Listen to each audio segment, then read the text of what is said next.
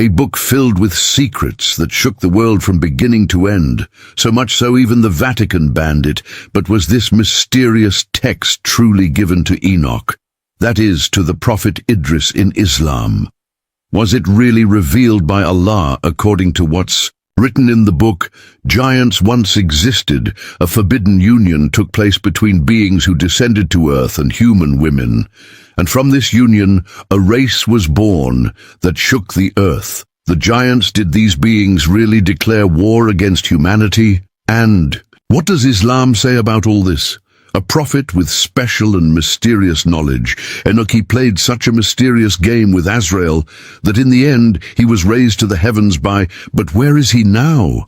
Is he in paradise or living in another dimension? And when you hear what happened during his time, you'll realize that what has been called human history until now is nothing but a fairy tale.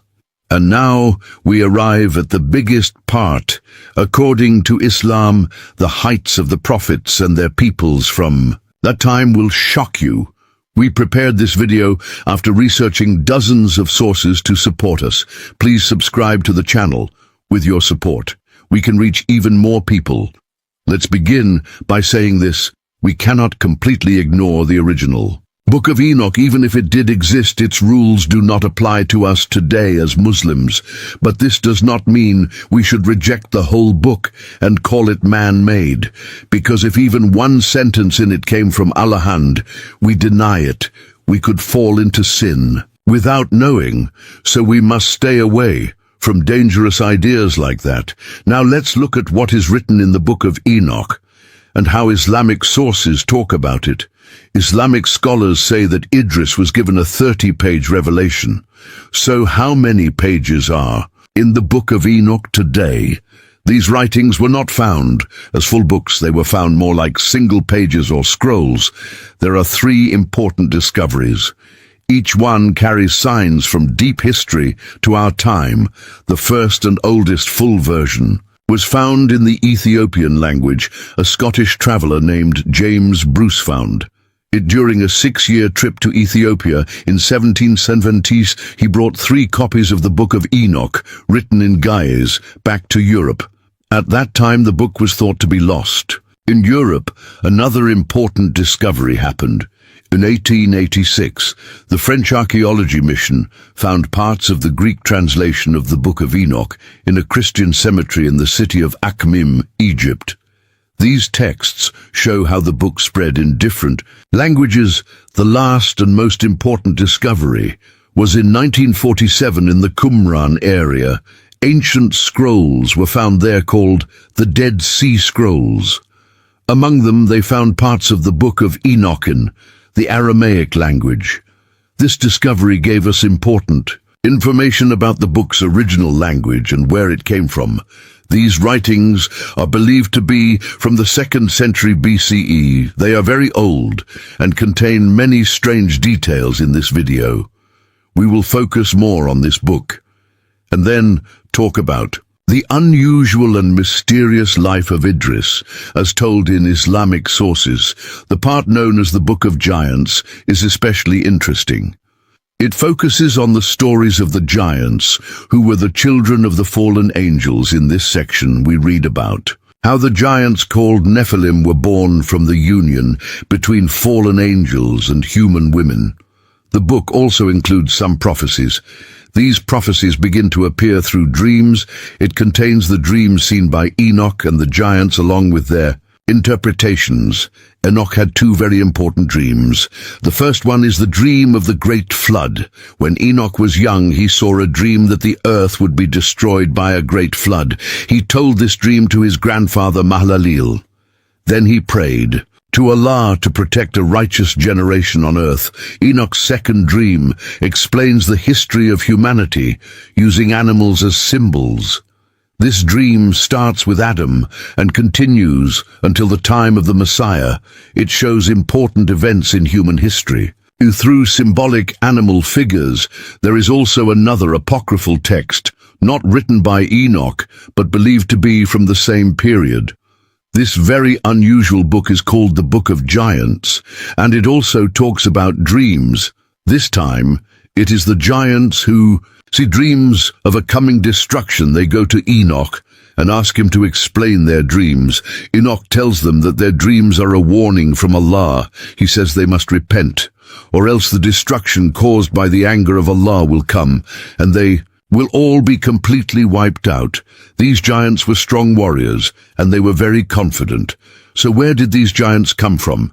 To explain this, the book introduces the idea of fallen angels and calls the giants Nephilimit. Says these giants, called Nephilim, were mixed beings born from the union of angels who fell from the sky and human women. But when we look at this from the Islamic view, we can see that Jewish and Christian scholars made a big mistake in the way they explained the idea of fallen angels. They even describe Satan as a fallen angel, which is different from what Islam teachings. Islam, on the other hand, reminds the world about a third type of being that many have forgotten. They are the jinn. Shaitan is a jinn, not an angel. Angels and jinn are two completely different types of beings. Angels are made of nur light. They always obey Allah and never commit sins. Jinn are made of fire. They have free will, some of them believe and others reject, just like humans according to the Quran. Iblis, Satan, was not an angel but a jinn. There are even some Christian and Jewish interpreters from human bloodlines. According to them, there was no sexual contact between angels and humans. To be honest, it looks like this story was made up later in the West just to make it more exciting and easier to sell. We can also see this from the fact that the different versions of the book have very different texts, which shows that the original was changed. But one thing that most sources agree on is that the Nephilim, the giants, were very tall beings that brought chaos and destruction to the earth. Nephilim appear in ancient Hebrew religious texts. They were very large and powerful, but in the end they were destroyed and wiped out from the earth. Now let's talk about what Islam says about giants. Probably everyone who watched up to this point is curious about this part in Islamic sources.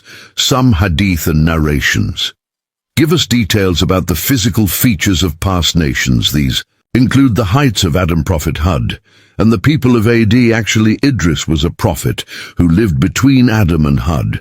So if both Adam and Hud and their people were very tall, we can understand that Idris and his people were also very tall. Let's take a look together in authentic hadith sources. It is said that Adam was about 40 meters tall. In a hadith reported by Buhari, the Prophet sallallahu alaihi wasallam said Allah created Adam and his height was 60 cubits. When we turn that into meters, it is about 40 meters tall. The people of Ad and their physical features.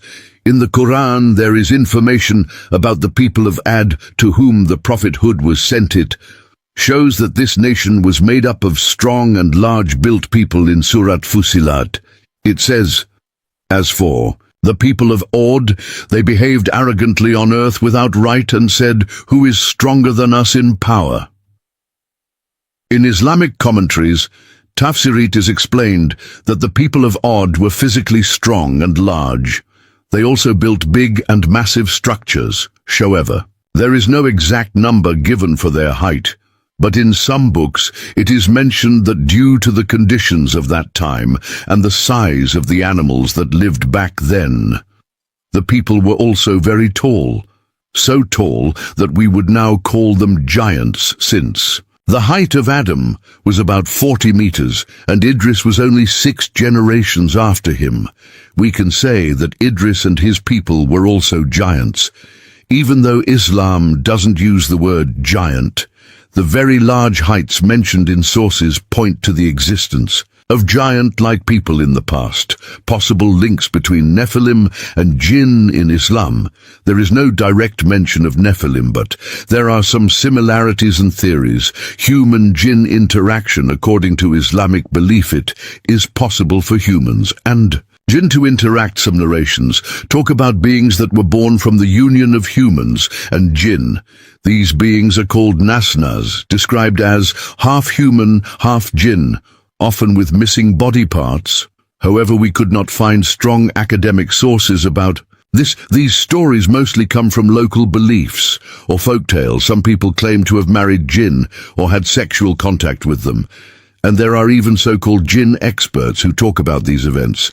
But again, because we didn't find any solid sources, we are sharing this as just a possibility. Shaitan, like beings, the destructive and chaotic nature of Nephilim is similar to the evil jinn described in Islam. According to Islam, Satan has billions of helpers. There are even authentic hadith that say every human has at least one personal Satanso, that secret-filled story in the book of Enoch, Harut and Marut. How does Islam explain this event?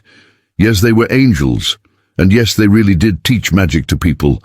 But this was not rebellion, it was the opposite. They did this duty with the permission of Allah, and by His command. At that time, Satans and jinn were teaching magic to people, darkening their minds and hearts. So Harut and Marut came to stop this dark magic. They brought knowledge, they showed people how to protect themselves. But in order to break a magic spell, you first need to understand how that spell is made, because the way to break it depends on the type of the magic. It's just like a doctor. They must first understand the illness and learn how the body works. That's why these angels explain the details of the magic. But every time they warn people, do not use this knowledge for bad purposes. But humanity, once again, chose the same old path. They did not listen to the warnings. Instead of breaking the magic, they used it for their own personal gain. And in the end, just like many nations before them, they were destroyed. So what kind of life did Prophet Idris, also known as Enoch Levi? He was the first person after Adam to write with a pen. He thought deeply, using sciences like mathematics and astronomy. He was also the first in human history to invent sewing and wore stitched clothes. In the Quran, Prophet Idris, BAS, is praised. He is remembered as the one who taught people many skills. With his deep wisdom and strong devotion to Allah, he became one of the most important figures, not only of his own time, but in all of human history.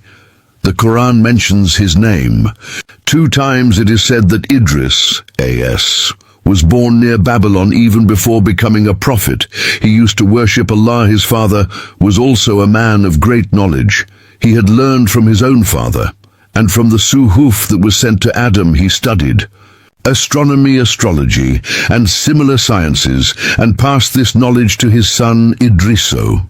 Idris became both a pioneer in knowledge and a guide for humanity, leaving a unique mark in history. The Quran says, and mention in the book Idris, surely he was a man of truth, a prophet, and we raised him to a high place. There are narrations that describe Idris alayhi salam as very tall, with fair skin, a broad chest, a large belly, strong bones, light body hair, thick hair on his head, a soft voice, gentle words, and short steps when walking. According to a narration by Taberi, when gave him prophethood, Adam was 622 years old. He was sent as a prophet to the children of Kabil, Cain. He called his people to the truth, invited them to obey Allah and stay away from Satan, but they did not listen to him. It is said that about 1,000 believers followed him. Angels would visit Idris, AS, in groups, talking with him and spending time in his presence. Even before becoming a prophet, they used to spend his time in worship. The prophets who reached the highest level of spiritual growth were also examples for humanity in practical skills. Just like Adam was a farmer, Idris alayhi salam was a tailor. The meeting of Prophet Idris, AS, with the angel in charge of the sun. Prophet Idris, AS, was so pious and pure that he divided his life into 2 parts. For 3 days he would preach to his people, teach goodness and guide them. Then for 4 days he would travel across the land and worship only Allah. That time his community was very corrupt, both physically and spiritually. They had left the path shown by Shith-S, and they had stopped worshipping.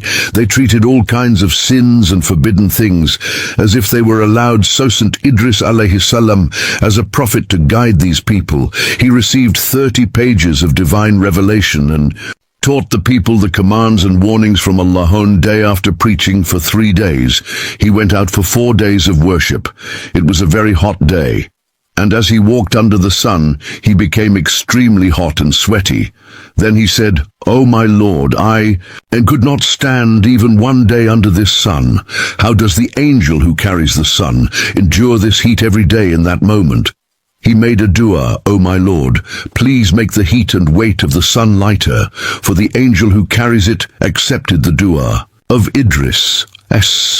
And he made the heat and weight of the sun easier for that angel. When the angel felt this change, he called out to Allah, "O my Lord, what is this new situation? Why did you change this for me?" Said, "I did this because of the dua of my servant."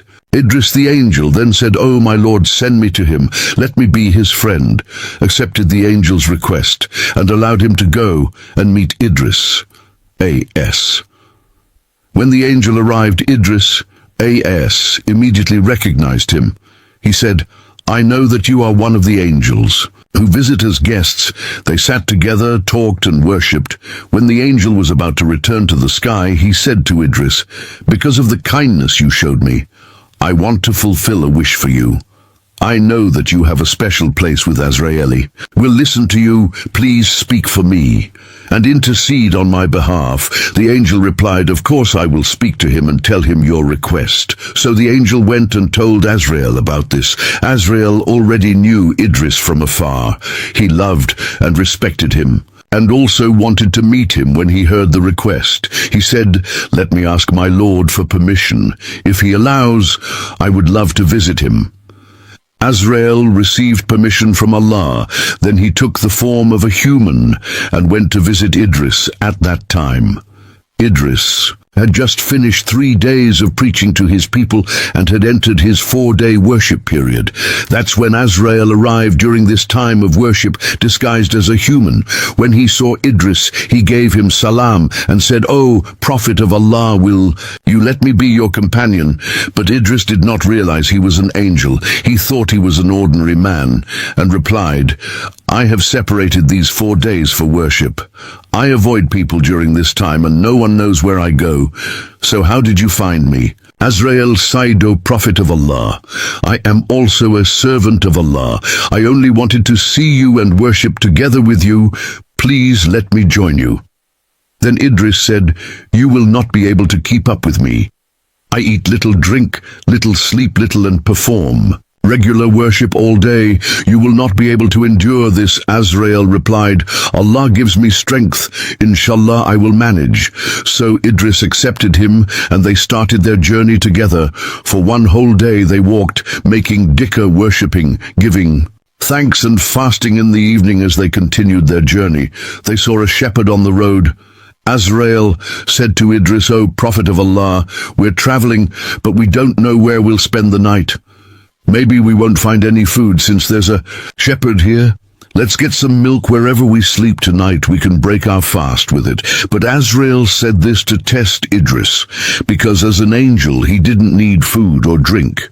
When Idris heard this, he became upset and said, "Don't ever say something like that again. Is responsible for our sustenance wherever we are. He sends our provision there. How could not know where we will rest?" Azrael said, "Astaghfirullah." Then they continued their journey. At night, they stopped to rest. Idris was very hungry. They made dua and sent them a meal from the heaven. Then Idris said, "Come join me and eat." Then Azrael said, "I swear by the one who made you a prophet, I don't feel any desire to eat." Idris replied, "I am a human. I have to eat a little." So he began eating, but he started to become suspicious of the man with him earlier. He had asked for milk because of hunger, but now he refused to eat after eating. They both began to pray. They continued praying without stopping until the end of the night. Idris became tired and sleepy. Then he looked at the man beside him. He had no signs of tiredness, no sleepiness, no hunger. Idris still didn't know he was Azrael and was surprised. But for Azrael, this worship was easy, because in the heavens, there are angels who started praying before the world was even created, and they still haven't moved from their standing position. Idris looked at him in amazement and said, "I thought no one on earth could worship stronger than me, but clearly you are stronger. I was never told. Someone like you exists." He felt humbled by his own worship. The next day came. They continued walking. Near the end of the day, they saw a grapevine. Azrael said, "O Prophet of Allah, we don't know where we'll stay tonight. Maybe we should take a few bunches of grapes in case we don't find food later." Idrisa became upset and said, "Didn't I already tell you guarantees our provision? Wherever we are sends our risk there." Azrael replied again, "Astaghfirullah," and they continued without taking any grapes. Night came and they sat to rest again. They made dua and once again sent down a table of food for them. Idris started eating and turned to the man beside him. "Come join me and eat." Azrael said again, "O Prophet of Allah, I don't feel like eating at all." Idris became even more suspicious, he thought to himself. So he didn't want those grapes for himself after all. After eating, they prayed again and continued praying without a break until the end of the night. Once more, Idris had become tired, and he looked at the man beside him, still no signs of hunger or sleep. Then Idris asked him, "For the sake of the one who holds my soul in his hand, tell me the truth. You're not a human, are you? The angel of death?" Azrael replied, "Maybe not.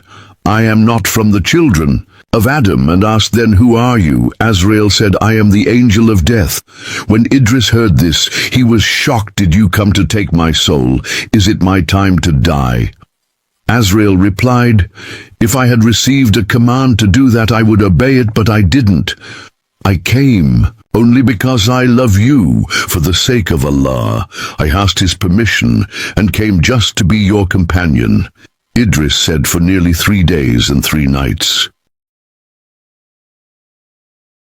We've been walking and worshipping together. You never left my side in all this time. Hasn't even one creature died?" Azrael replied, "O Prophet of Allah, by the one who gave you prophethood, of course many have died. Since the moment you first saw me, I've been with you. But whenever I am ordered to take someone's soul, no matter where they are in the universe, I go and take it." Idris was amazed and asked, "How do you do that? How is it possible?" Azrael answered, "The entire world is in front of me, just like a table in front of a person, just like a person reaches out to take food. I reach out and take a soul." The trick of Idris to Azrael. Idris said, "There is something I've always wished for. Can you let me taste death?" Azrael asked, "Why would you want to feel the pain of death?" Idris, who held a very high level of worship, replied, "If I feel the pain of death, even once, I will never sleep again. After I return to life, I will worship Allah without stopping." Azrael said, "Let me ask my Lord when gave permission." Azrael suddenly made Idris taste death, and then, with the permission of Allah, he brought him back to life. When Idris opened his eyes again, Azrael asked him, "How was the pain of death?" Idrisa said, "It's nothing like what I've read. It was terrifying and painful in some narrations." Idris said, "It felt like the skin of a sheep being torn off while still alive. That's how painful death is." Then Idris said, "O angel of death, I have another request. Can you do it for me?" Azrael replied, "Tell me." Idris said, "Please show me hell." Azrael replied, "All right, I'll ask my Lord, but why do you want to see hell?" Idris said, "If I see hell with my own eyes, my worship will increase even more." Allah. Azrael gave permission. Azrael took Idris to hell. When they reached its gates, the angels guarding hell asked, "Who are you?" Azrael said, "I am Azrael." The angel started trembling and asked, "Why have you come with the fear of death?" Azrael said, "Sent us. We came with Prophet Idris. Please open the gate just a little." The guardian angels opened the gate of hell, only as wide as a needle's eye. At that moment Idris heard terrifying sounds, felt intense heat, and the screams and fire made him collapse and faint. When he woke up, he said, "This was much more terrifying than anything I have ever read or known." Then Idris said again, "O angel of death, I have one more request. Can you do it?" Azrael replied, "Go ahead." Idris had said this time, "Please show me paradise." Azrael said, "Let me ask my Lord for permission." Gave permission. Again, Azrael said, "A prophet of good news. You are one of the people of paradise. You are from the best group. The prophets, very soon you will enter paradise anyway. So why now?" Idris said, "This is my request. I want to see paradise. If I see it, my desire and longing for it will grow even more, and I will worship even better." Since gave permission, Azrael brought him to the gates of paradise. There they greeted the angel in charge of paradise, Ridwan, and the other angels guarding the doors. The angels asked, "Who are you, Azrael?" Replied, "I am the angel of death." The angels began to tremble in fear and said, "Have you received an order concerning us?" Azrael replied, "No, I have not. This is Prophet Idris. He only wants to see paradise.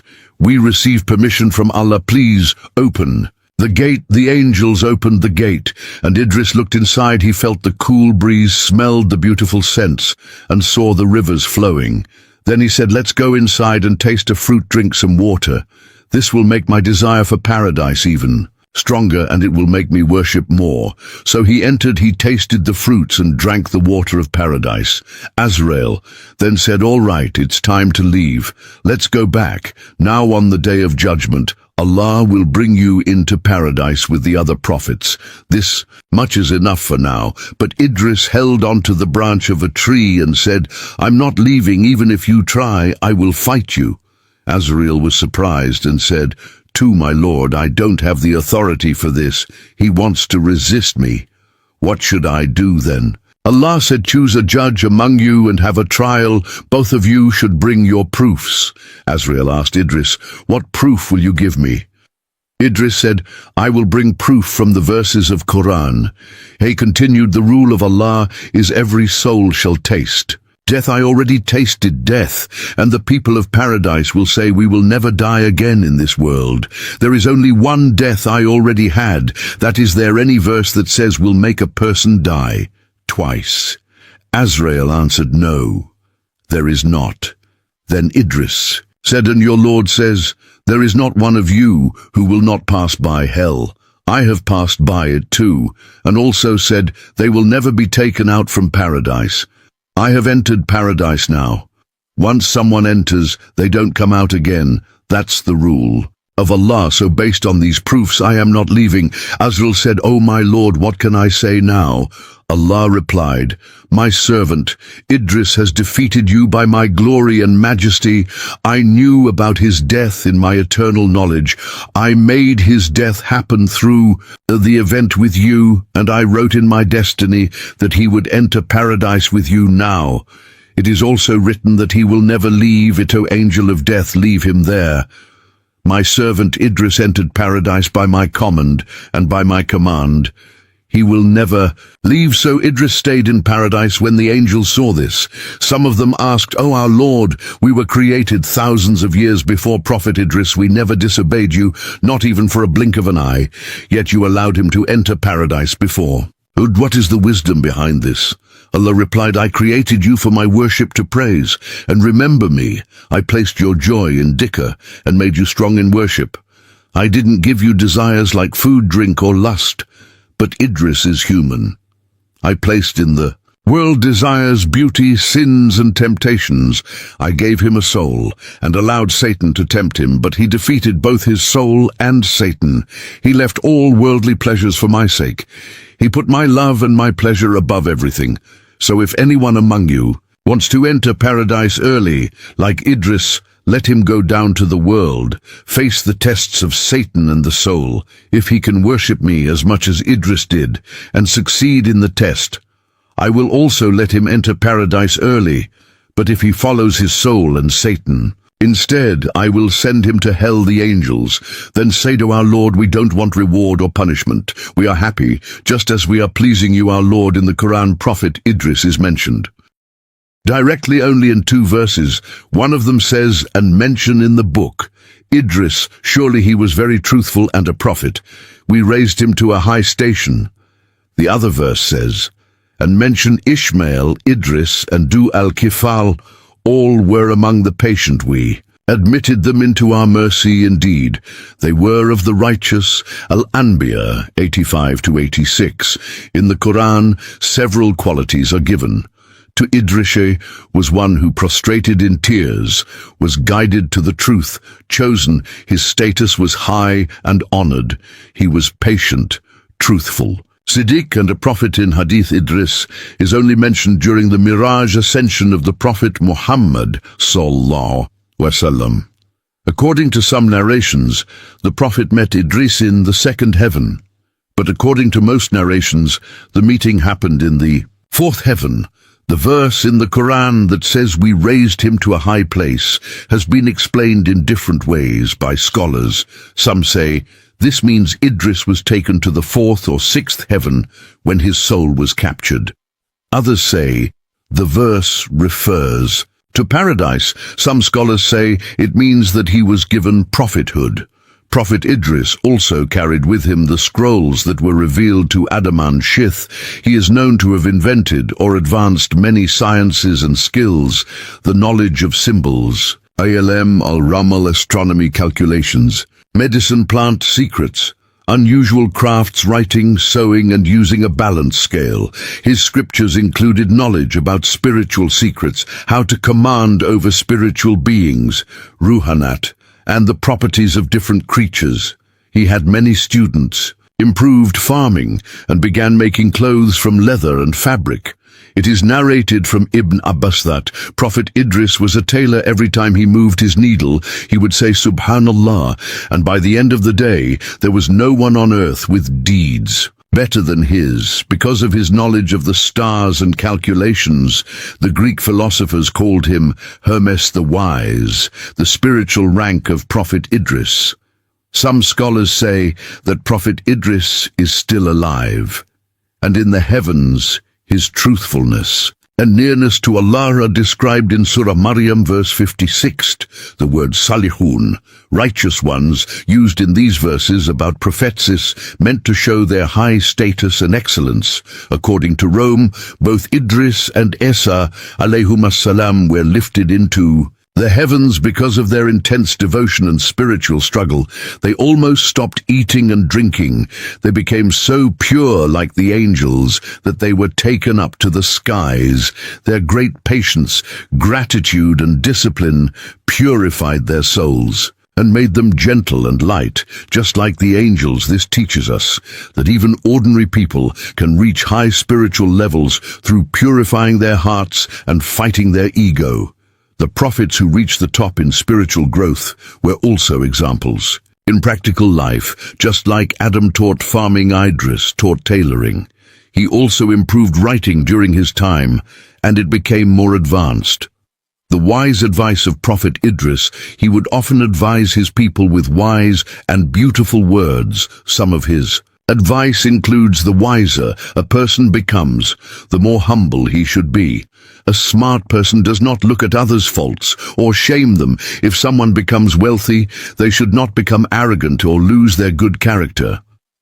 A person who does not purify their soul has no real wisdom. Love for this world and love for the next life cannot be in the heart at the same time.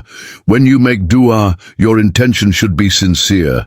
No one's thanks can ever fully match the blessings Allah gives. Pray and fast with a sincere heart. Never be jealous of others for what they have.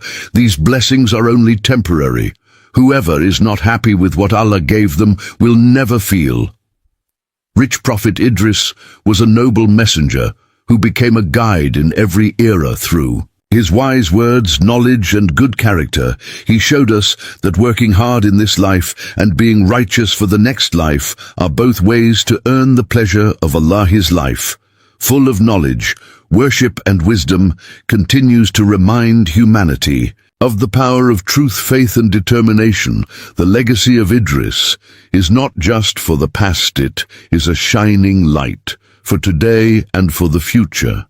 We have reached the end of our video. Please support us by liking the video, writing your thoughts in the comments and subscribing to the channel. This helps our work appear more in YouTube and gives us motivation to keep going. Let us end with the hadith: whoever helps someone do good, it is as if they have done it themselves. May be pleased with all of you.